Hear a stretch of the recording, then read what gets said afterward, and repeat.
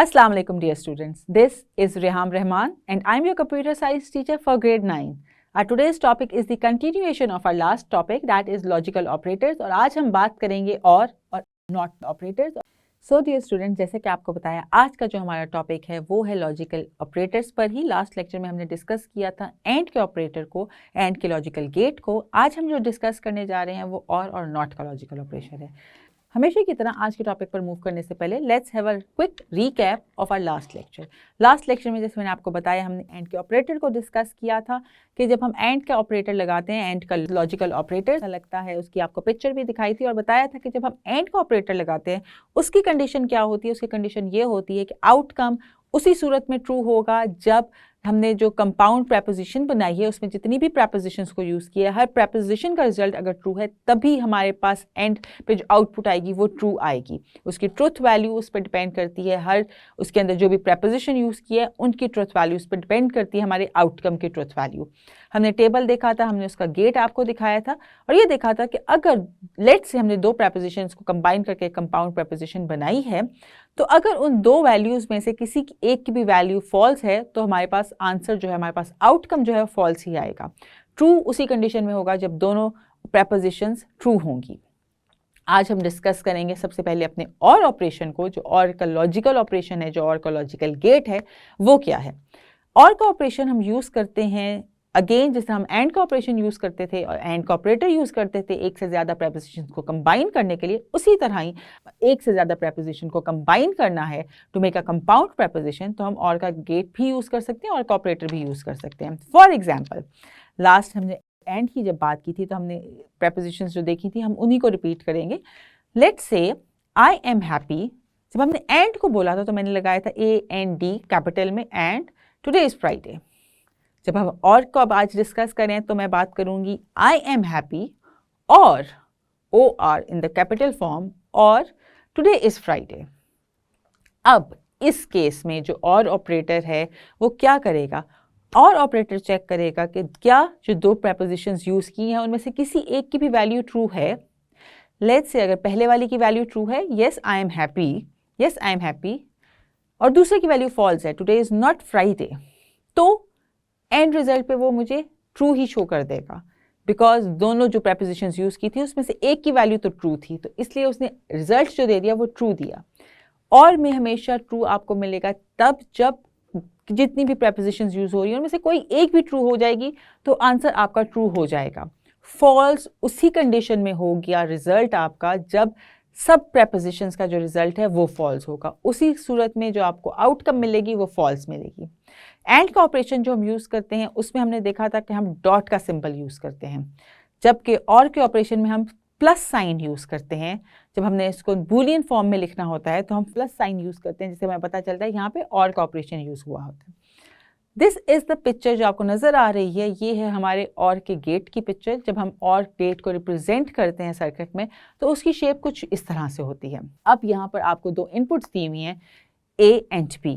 उसी का अगेन हम टेबल देखेंगे कि अगर हमारे पास जो A एंड B इनपुट्स हैं उनकी क्या क्या वैल्यूज़ हैं तो हमारे पास रिजल्ट्स क्या आएंगे.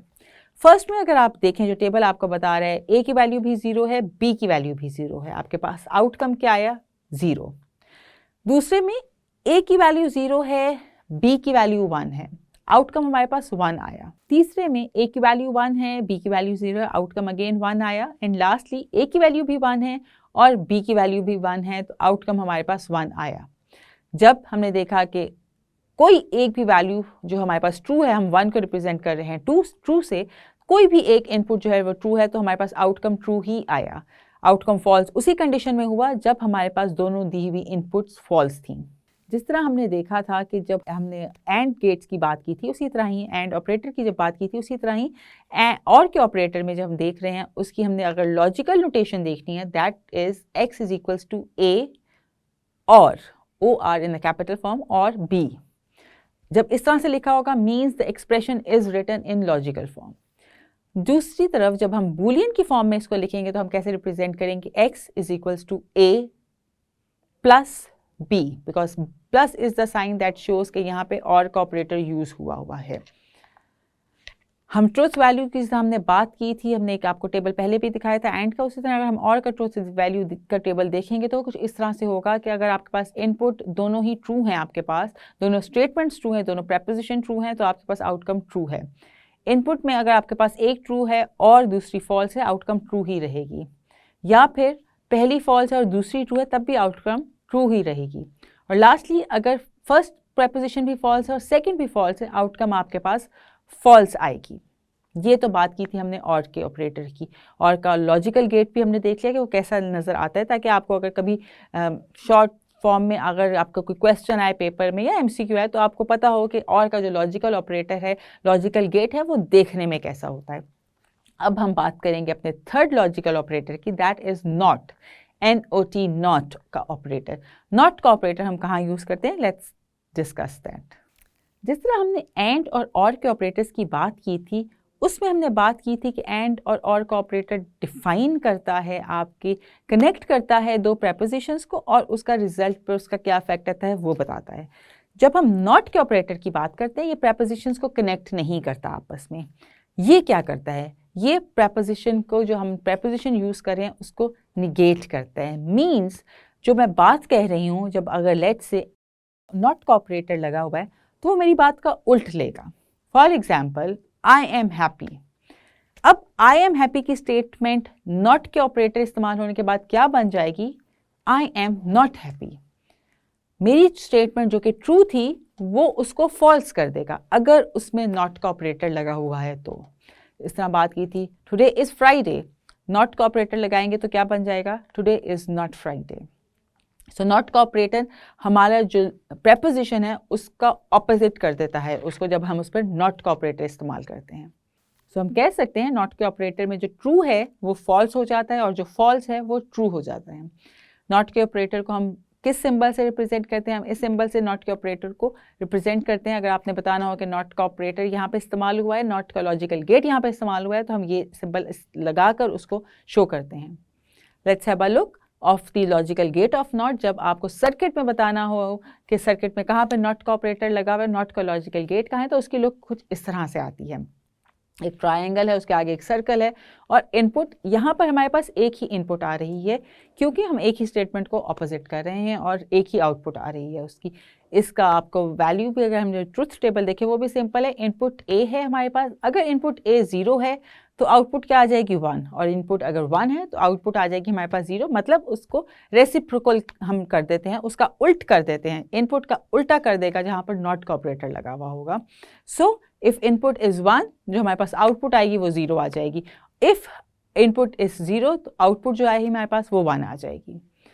अगर आपने लॉजिकल एक्सप्रेशन में लिखना है कि नॉट के ऑपरेटर को हमने इस्तेमाल किया और उसको आपने लॉजिकल फॉर्म में बताना है, that is x is equals to not NOT in capital not A, x is equals to not A, मतलब कि जो A था उसका नॉट मीन्स, जिस तरह वर्बली आपको पता चल जाता है कि नॉट मीन्स नहीं, तो जो A है उसको आपने नफ़ी कर दी उस स्टेटमेंट की, तो वो आपका नॉट का ऑपरेटर बन जाता है। और अगर आपने उसको बूलियन की फॉर्म में लिखना है तो x इज इक्वल्स टू, आप नॉट का सिंबल A लिखेंगे और उसके ऊपर उसका सिंबल लगा लेंगे, नॉट का सिंबल। सो डियर स्टूडेंट्स, ये तो था लेक्चर आज का, जिसमें हमने डिस्कस किए थे हमारे 2 लॉजिकल ऑपरेटर्स। हमने और नॉट के लॉजिकल ऑपरेटर को डिस्कस किया था। हमने देखा था और की कंडीशन में क्या होता है, और का जब हम गेट लॉजिकल अप्लाई करते हैं और का लॉजिकल ऑपरेटर जब अप्लाई करते हैं, तो उसका मकसद ये होता है कि जो भी आपके पास स्टेटमेंट्स हैं, जितनी भी स्टेटमेंट्स हैं कंपाउंड प्रपोजिशन, उनमें से कोई एक भी ट्रू हो जाएगी तो आपका आउटकम ट्रू आएगा।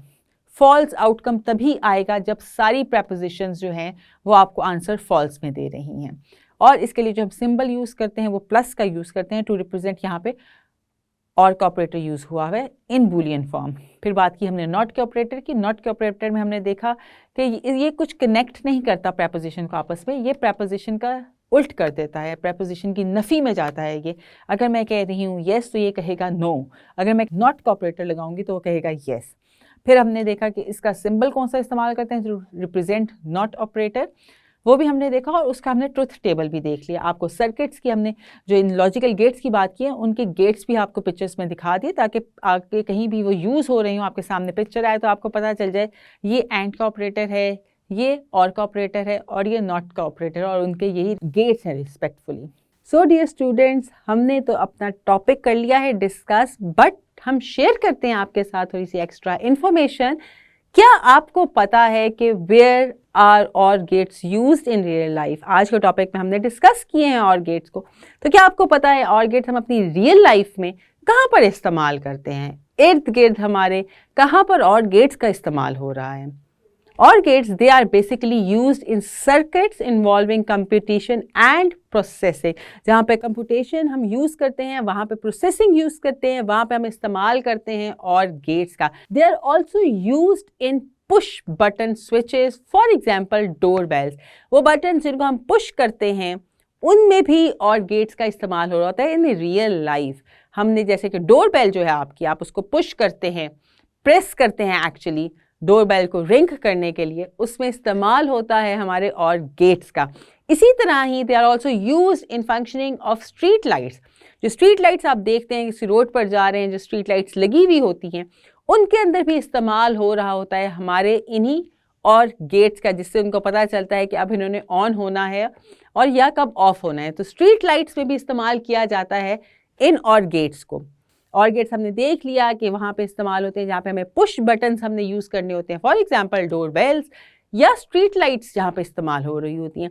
वहाँ पर जहाँ पे हमें प्रोसेसिंग और कंप्यूटेशन करनी है, वहाँ पर भी इस्तेमाल होते हैं और गेट्स। बट कहाँ पर इस्तेमाल होते हैं हमारे एंड गेट्स, ये देखते हैं।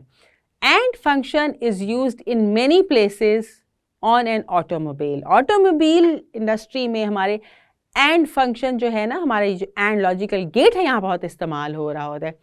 अगर आपने अपनी जो गाड़ी है उसका इग्निशन बटन किया है ऑन, यानी कि आपका इंजन हो गया है स्टार्ट, आप सीट पर तो बैठे हैं अपनी गाड़ी की, बट सीट बेल्ट इंगेज नहीं किया आपने और आपने अपना इंजन कर दिया है स्टार्ट, तो आपको वो जो वार्निंग साउंड आ रही होती है, आपकी गाड़ी आपको बता रही होती है टी टी कि आपने सीट बेल्ट नहीं पहनी, सीट बेल्ट पहन लें।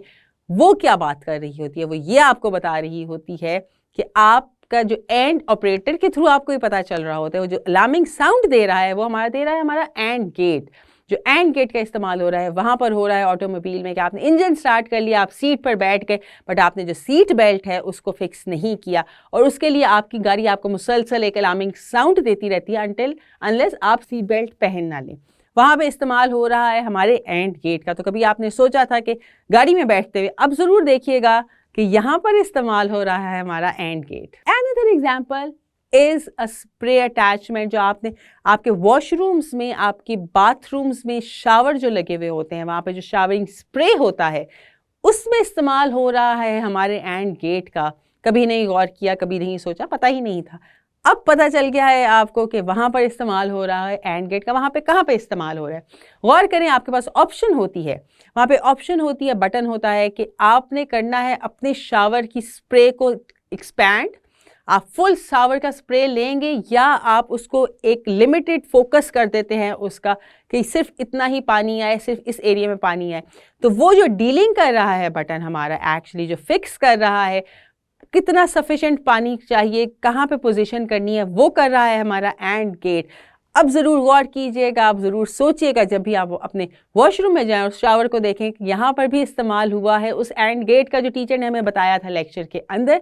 सो रियल लाइफ में भी हम सिर्फ किताबी बातें नहीं कर रहे, जो हम बातें डिस्कस कर रहे हैं, जो ऑपरेटर्स डिस्कस कर रहे हैं, लॉजिकल गेट्स डिस्कस कर रहे हैं, ये हमारी रियल लाइफ में भी इस्तेमाल होते हैं। जैसे बताया और गेट का इस्तेमाल होता है डोर बेल्स में, हमारा स्ट्रीट लाइट्स में इस्तेमाल हो रहा है। एंड गेट का ऑटोमोबाइल्स में काफ़ी इस्तेमाल है, जैसे कि सीट बेल्ट जब तक इंगेज नहीं हुई वो साउंडिंग अलार्मिंग साउंड जो आ रही है वो आपको बताती है एंड गेट के इस्तेमाल की वजह से। और जो आपका शावर जो है उस पर जो ऑप्शंस दी जा रही हैं, जो कंट्रोल कर रहा है, जो फिक्स कर रहा है कि उसको किस पोजीशन पर करना है, वहाँ पर भी हमारे एंड गेट का इस्तेमाल हो रहा है।